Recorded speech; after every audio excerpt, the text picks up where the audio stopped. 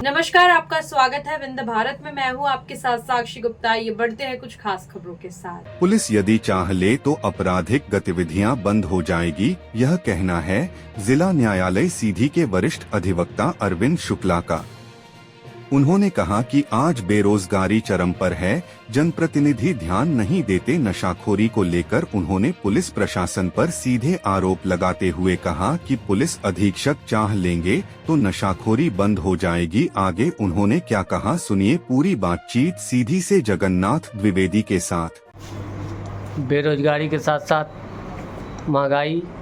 हाँ, महंगाई है। देखिए, बहुत सारे मुद्दे हैं। वास्तव में मैं तो ये मानता हूँ कि जिस दिन पुलिस अपनी वास्तविकता पे सामने आ जाएगी उस दिन न तस्करी होगी न अपराधों में वृद्धि होगी। आप वरिष्ठ वकील हैं, अकेले पुलिस को ही दोष दे रहे हैं, जनप्रतिनिधियों का क्या भूमिका है? जनप्रतिनिधियों का दोष क्या है? वो जीत के चले गए, तो उनको थोड़ी पता है आज समस्या क्या है। अभी स्वच्छता अभियान चला, मेरे मोहल्ले में भी चलिए, आप दिखाइए, दिखाता हूँ मैं। जब शिकायत कर देता हूँ 181 में, तब जाके पूरी जेसीबी कचरा हटाती है। और नहीं तो आज जाएंगे आप, पूरे कचरे से मने भरा पटा है वो मोहल्ला। कोटहा वार्ड क्रमांक 16 है, इसके होटल के बगल में आप निकलिए, देखिए कितनी गंदगी है। न वहाँ कोई जनप्रतिनिधि ध्यान दे रहा है और न प्रशासन का ध्यान जा रहा है। नशा मुक्त अभियान साप्ताहिक चल रहा है जी। क्या लगता है कि ढाबों में या अन्य जगह शराब बिक रही है? ढाबों में तमाम शराब बिक रही है, गली गली में गांजा, मेरे मोहल्ले में भी गांजा बिक रहा है। 20 बार पकड़ाया गया लेकिन बरी हो जाते हैं, कार्रवाई कड़ी नहीं होती। तो अब उसके पीछे देखिए प्रशासन का और पुलिस का तो मेन हाथ है। समाज को भी मैं निश्चित मानता हूँ कि समाज को भी आगे आना चाहिए इसमें, लेकिन समाज आगे डर के मारे नहीं आता। कौन गवाही देने जाएगा? पुलिस साक्षी को पुलिस जब पकड़ के लाती है यहाँ बयान देने के लिए, डरा धमका के सम्मन जाता है, वारंट जाता है, जमानती वारंट के में पुलिस पैसा वसूलने लगती है कि 500 का जमानती वारंट है, आप 500 रुपये दो। तो कौन पड़ेगा इस पचड़े में? समस्या यहाँ आ रही है। ये सब बातें हैं। इस मामले को आपका जनता के प्रति क्या संदेश है?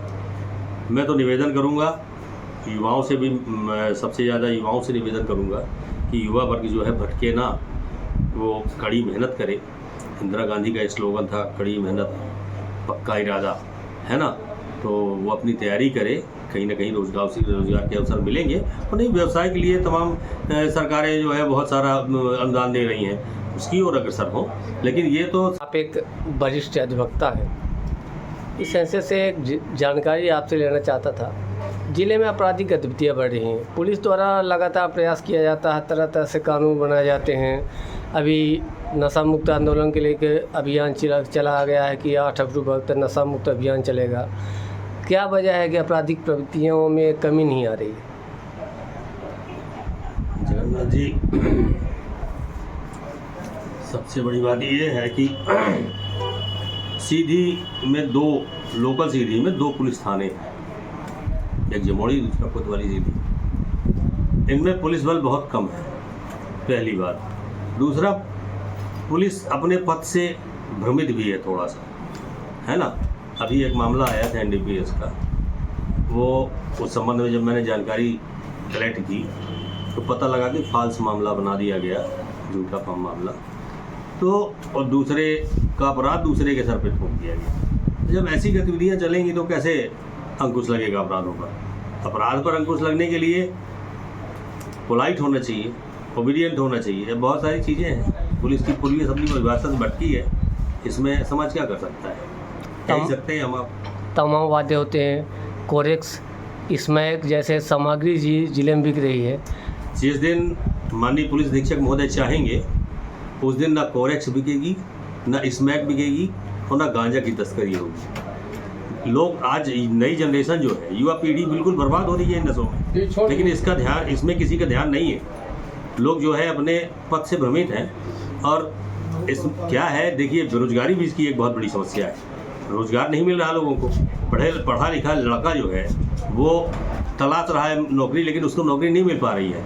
और असामाजिक तत्व जो है उन्हें दिग्भ्रमित करके ले जाते हैं दूसरी जगह, बता देते हैं कि भाई ये करो, तो बढ़ रहा है, तुमसे क्राइम बढ़ेगा। यदि यह माना जाए कि यदि अधिवक्ता अपराधी हैं या नहीं हम नहीं कह सकते, लेकिन अधिवक्ता यदि साथ न दें तो अपराधियों के प्रति कुछ आप ही बोल रहे हैं कि कुछ गलत भी रहता है, कुछ सही भी रहता है। देखिए द्विवेदी जी, पुलिस, पत्रकार, वकील और डॉक्टर, ये समाज के 4 स्तंभ हैं। इनमें से यदि एक भी स्तंभ कमज़ोर होगा तो समाज टूट जाएगा। तो हमारी भी नैतिक जिम्मेदारी जो है हम उसको यहाँ पूरा करते हैं। धारा परिवर्तन हुआ था, इसमें धारा क्या? परिवर्तन से कोई विशेष असर नहीं पड़ा है।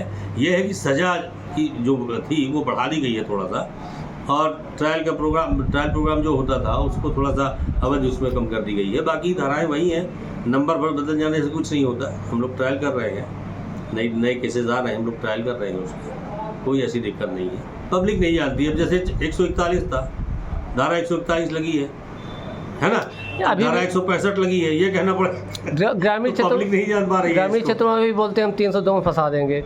हाँ, तो 302 जान रही है ना। अब नई धारा का नाम नहीं आएगा इतनी जल्दी, जब प्रचारित होगी तब आएगा, तो लोग लेंगे उसका नाम, लेकिन इतनी जल्दी तो नहीं भूलेगा। इसके साथ साथ एक अलग सवाल हटकर है, जिला चिकित्सालय को निजीकरण हाथों में सौंपना कितना उचित है? बहुत गलत बात है ये। सीधी जैसे शहर में जो कि माने यहाँ गरीब भी रहते हैं, अमीर भी रहते हैं, मध्यम वर्गीय परिवार सबसे ज़्यादा रहते हैं, तो सीधी जैसे शहर में यदि चिकित्सालय का निजीकरण हो जाएगा तो मध्यम वर्ग बर्बाद हो जाएगा। उसको अभी जो भी फ्री दवाइयाँ मिल जाती थी, फ्री चिकित्सा मिल जाती थी, उसमें पैसा लगने लगेगा। और जो जिनके पास आयुष्मान कार्ड है उनका तो फ्री में उपचार कर ही रही है सरकार, तो उनको कोई असर नहीं पड़ता, अमीरों को कोई असर नहीं पड़ता। सबसे ज़्यादा मध्यम वर्गीय परिवार जो हैं वो पिस जाएंगे। और इसीलिए मैं आपके माध्यम से भी आग्रह करना चाहूँगा कि जिला चिकित्सालय सीधी का निजीकरण ना हो तो ज़्यादा बेहतर है। ठीक, धन्यवाद।